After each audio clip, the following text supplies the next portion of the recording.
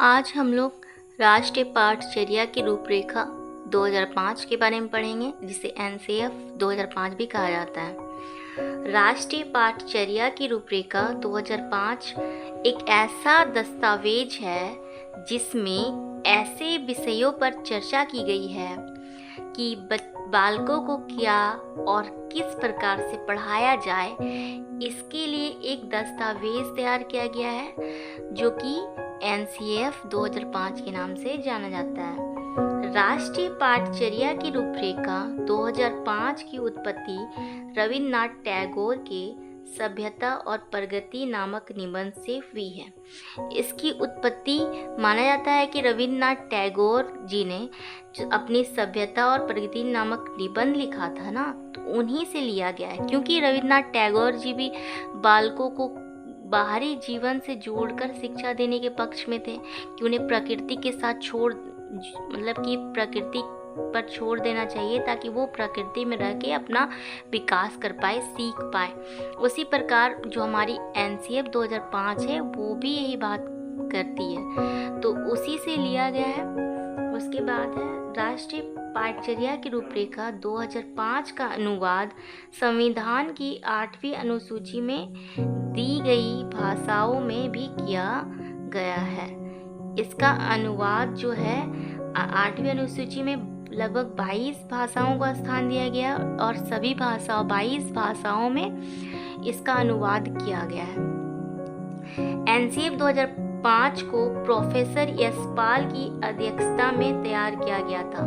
इसके अध्यक्ष कौन थे? जब एनसीएफ बनाया जा रहा था तो उस टाइम अध्यक्ष थे प्रोफेसर यशपाल।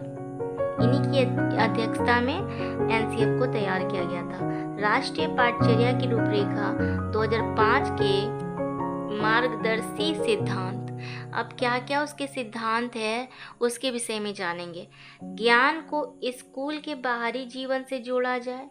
जो भी ज्ञान है उसे हमें स्कूल के बाहरी जीवन से भी जोड़ना चाहिए। ऐसा नहीं है कि बालक जो पढ़ रहा है सिर्फ वो किताबी तथ्य है, उसको उसके आसपास से भी जोड़ना चाहिए। जैसा कि हम लोग जानते हैं आज का जो हम लोग का पाठ्यक्रम तैयार किया जाता है तो उसमें भी बाहरी जीवन से जोड़ा जाता है। अगर हम तकनीकी विकास हो रहा है तो तकनीकी चीज़ों को जोड़ा जाता है। अगर हमारे समाज को किसी नए चीज़ों की आवश्यकता होती है, समाज में बदलाव होता है, तो उस चीज़ों को भी जोड़ा जाता है। तो ज्ञान को सिर्फ स्कूल से ही नहीं बल्कि बाहरी जीवन से भी जोड़ा जाता है। उसके बाद है पढ़ाई को रटन प्रणाली से मुक्त किया जाए। जो पहले पढ़ाई थी व्याख्यान विधि प्रमुख था और बच्चों को केवल रटने पर बल दिया जाता, लेकिन अभी की जो शिक्षा है वो रटन प्रणाली से मुक्त करने की बात करती है। पाठचर्या पाठ्य पुस्तक केंद्रित ना हो। सिर्फ जो हमारा सिलेबस है या फिर करिकुलम जो है हम लोग का वो पाठ्य पुस्तक केंद्रित ना हो, मतलब इसको बाहरी जीवन से उसमें सीसीए एक्टिविटीज़ वगैरह भी शामिल किया जाए। पाठ्य पुस्तक ही के आधार पे ही नहीं पढ़ाई हो, पाठचर्या में सीसीए, खेल कूद, अन्य गतिविधियों को भी शामिल करना चाहिए ताकि बालकों का सर्वांगीण विकास किया जा सके। परीक्षा को अधिक लचीलापन बनाना और कक्षा की गतिविधियों से जोड़ना।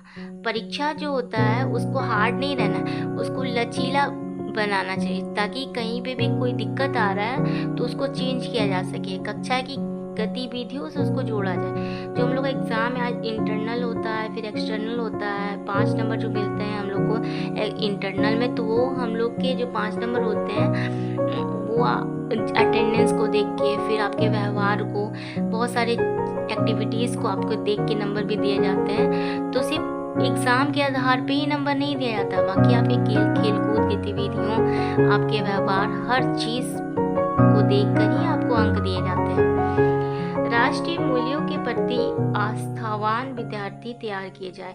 जो हमारे राष्ट्रीय मूल्य हैं, हमारे देश के जो राष्ट्रीय मूल्य हैं उसके प्रति बच्चों में विश्वास हो, वो आशावादी बने, निराशावादी ना बने।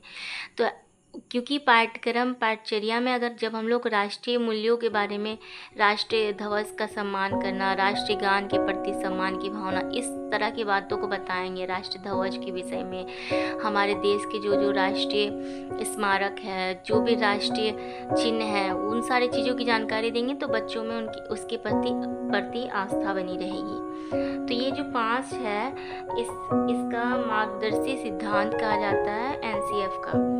अब है एनसीएफ की रूपरेखा के प्रमुख सुझाव।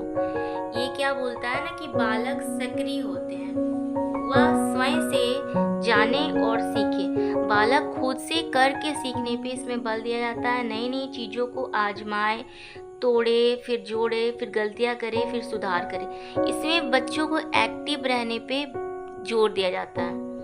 सीखना सक्रिय और सामाजिक विधि। सीखना जो होता है सक्रिय और सामाजिक विधि होता है।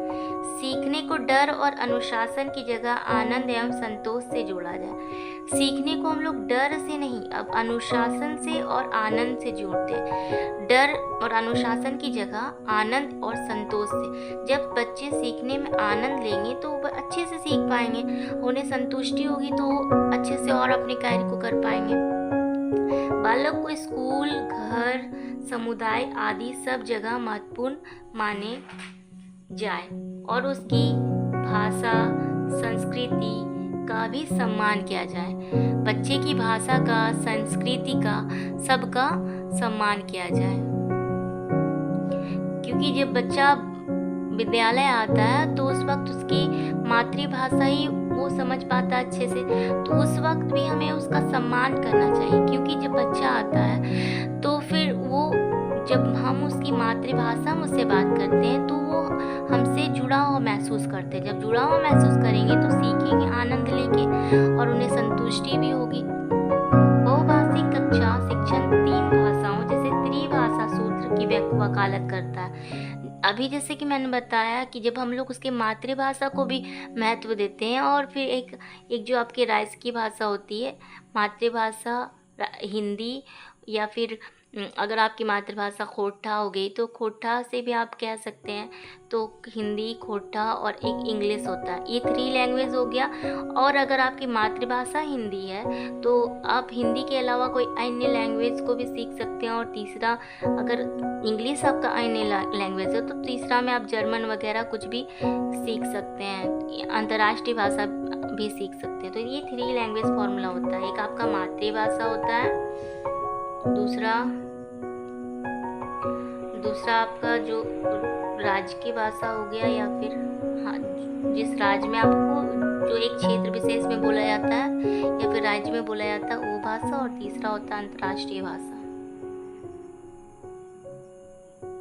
अंतर्राष्ट्रीय भाषा ये त्रिभाषा सूत्र के अंदर पे आता है। इसने भाषा के 4 कौशलों की बात की है। यहाँ पे भाषा के 4 कौशलों की बात की गई है। सुनना, बोलना, पढ़ना, लिखना, सभी पर ध्यान दिया जाता है कि किसी भी प्रकार की सूचना को ज्ञान मानने से बचा जाए। कोई भी सूचना को ज्ञान, हर सूचना को ज्ञान नहीं माना जाना चाहिए। जिससे ज्ञान की प्राप्ति होती है उसी को ज्ञान मानना चाहिए। विद्यार्थियों को दी जाने वाली शिक्षा में शिक्षण सूत्र जैसे कि ज्ञात से अज्ञात की ओर, मूर्त से अमूर्त की ओर आदि शिक्षण सूत्रों का अधिक से अधिक प्रयोग किया जाना चाहिए। मतलब कि विद्यार्थी जब जो भी शिक्षा हम दे रहे हो तो उसमें उसको पहले अज्ञात चीज़ें ना बताकर जो चीज़ें वो जानता है अगर उसे बताएंगे तो बच्चे अच्छे से सीख पाएंगे और जल्दी सीख पाएंगे। मूर्त से अमूर्त की ओर का अर्थ हो गया जिस चीज़ को वो देख पा रहे हैं। पहले देखने वाली चीज़ों को पढ़ाएंगे, फिर अमूर्त चीज़ों को बताएंगे जो उससे वो देख नहीं पाते हैं। जैसे कि 8 क्लास का बच्चा या फिर 6 क्लास का जब बाल्यावस्था के दौरान जो बच्चा रहते हैं वो मूर्त चीज़ों को देख के समझ पाते हैं, और जब किशोरावस्था में पहुँचते हैं तो अमूर्त चीज़ों को भी देख कर समझ पाते हैं। तो ये चीज़, और आदि शिक्षण सूत्रों का अधिक से अधिक प्रयोग किया जाए।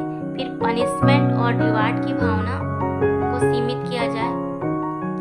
ऐसा नहीं है हर बार रिवार्ड ही देना, हर बार पनिशमेंट देना, ऐसा भी नहीं करना चाहिए। शैक्षिक गतिविधियों से अभिभावकों को भी जोड़ा जाए।